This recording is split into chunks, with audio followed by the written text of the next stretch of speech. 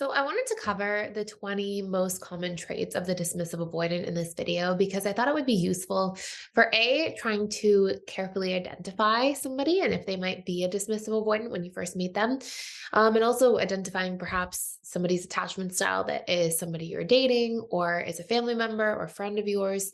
And also because people who are trying to figure out what attachment style they are, this can really help to just unmuddy the waters, so to speak. So really just help things get clear and simplified. And of course, if you want to go a step deeper and you're looking to better understand your attachment style, we have a free quiz that you can take below using the link in the description. So first and foremost, one of the first things you'll tend to notice about a dismissive avoidant upon meeting them is they can be a little bit slow to warm up.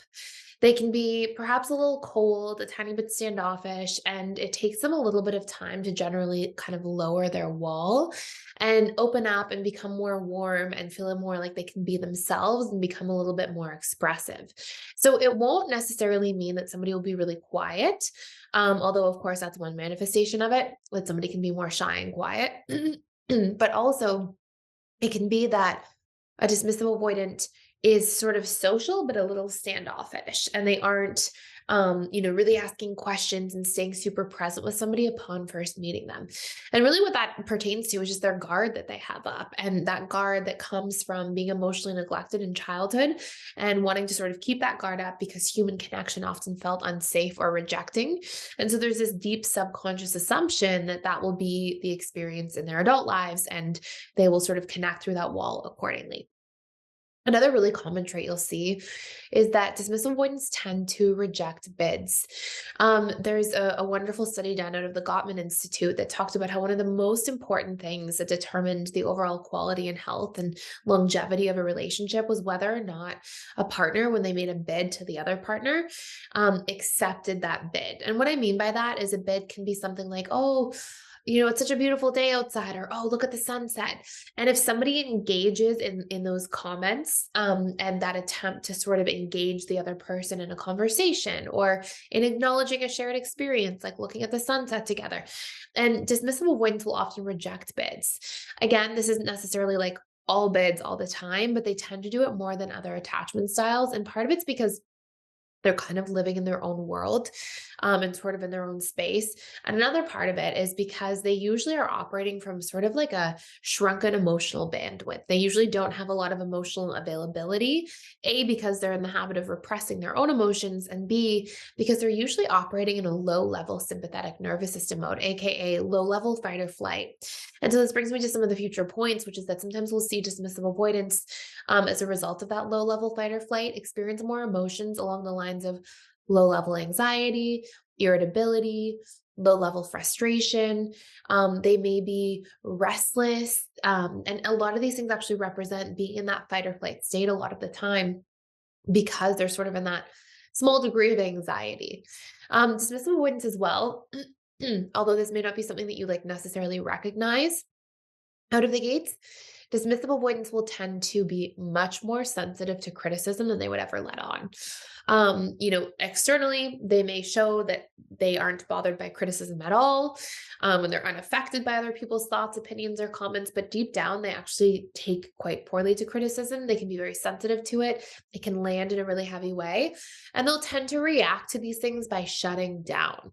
That tends to be one of the biggest coping mechanisms of a dismissive avoidant is to shut down, kind of shut people out, sometimes stonewall in an argument. And a big part of this is because dismissive avoidants don't necessarily have the tools that were modeled to them to resolve conflict, to work through things, to communicate openly. And it's not really their fault. Like usually dismissive avoidants just had a lot of neglect in childhood, whether it was overt neglect, like literally neglect of like even their daily needs, having food on the table, having structure, stability at home, or more covert neglect, like just really not talking about emotions, being shamed for your emotions, not really having discussions that engage how somebody's feeling or checking in. And so sometimes more of that covert neglect is what creates dismissive avoidant attachment style. And it may be something that the DA themselves doesn't even realize that they went through. It's almost like a hidden trauma. So you'll see a lot of that dynamic of like the irritability, anxiety, frustration. Usually when a dismissive avoidant, sorry, I'm getting over a cold. When a dismissive avoidant is um, in that experience of that low level anxiety, that's where they become the most dismissive. It's like they're coping and they're just trying to kind of survive and focus on themselves. And if you've ever had the experience of being in fight or flight mode, like maybe you're late to something or you're stressed or you're worried, you're less available to people, you're less engaging, you're less present with other people's experiences because you're kind of just in survival mode, like focusing on yourself and how you're going to navigate.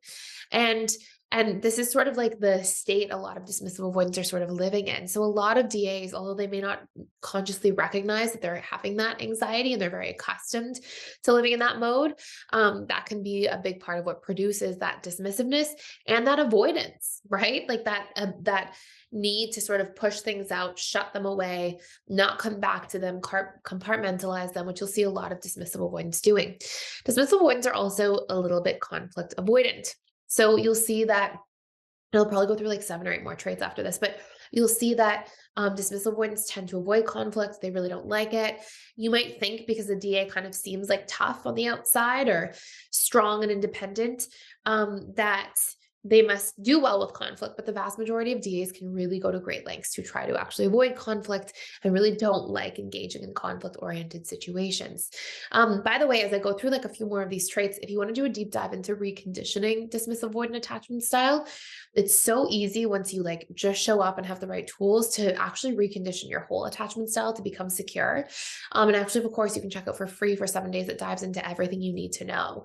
And you'll be able to get through that course in 7 days and really start that like work and get the ball rolling on how to move through different core wounds that you have, regulate your nervous system, get back in touch with your emotions. A lot of these things that, are outdated coping mechanisms that can actually cause harm to your relationship. So if you want to do a deeper dive, you can check that out for free using the link below. Dismissive avoidance as well. Some other features you'll see is they tend to constantly escape into things. They have this way of like trying to repress their emotions because it makes them feel safer. So as a result, they're constantly escaping themselves. And dismissive avoidance, again, like we talked about, are generally emotionally neglected. So they tend to have a subconscious comfort zone around emotional neglect, meaning their emotions were neglected, so they neglect their own emotions. We tend to, like how our needs were treated in childhood, we tend to treat our own needs that similar way. So you'll see a lot of that take place in the DA specifically. Another big thing is you'll see from that like escaping into things, a lot of DAs tend to really like fiction, video games, television shows, movies, characters, like they tend to sort of escape into these kind of magical worlds. And again, you wouldn't know that by like by like the first impression of a DA because it can be kind of hard to read and sometimes a bit standoffish and seem very independent and grounded and practical and like they have it all together. But there is actually that kind of like romanticized fiction side of a lot of dismissive avoidance. Maybe not every single one, but I would say the vast majority have that side. And again, they're escaping into all of these things as a means to compartmentalize and repress their own emotions. They tend to really value harmony, ease, peace, lightness, making things simple in relationships. They usually want a relationship where there's comfort, safety, harmony, ease and peace, low commitment, where they feel understood, where they feel like somebody respects their need for freedom and autonomy that they're usually just using as a strategy to regulate their emotional bandwidth.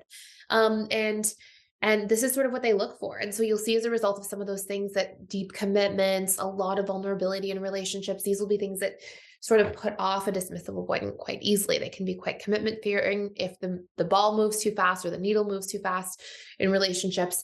And they can sort of get into that place where they push those things away or avoid situations. And last but not least, I sort of have like 3 more. DAs can be more sarcastic. They can be more blunt. They can sometimes be passive aggressive. And again, it's usually because they're a little bit disconnected from themselves. So when they finally do sort of like feel their emotions or realize something, it can kind of come across in a way that's not um it's like very direct. It's like they're feeling this way, they're very direct about it, and then they like kind of go back to compartmentalizing their feelings. So you will see a lot of these dynamics taking place. Now again, there's a lot of like wonderful traits about DAs.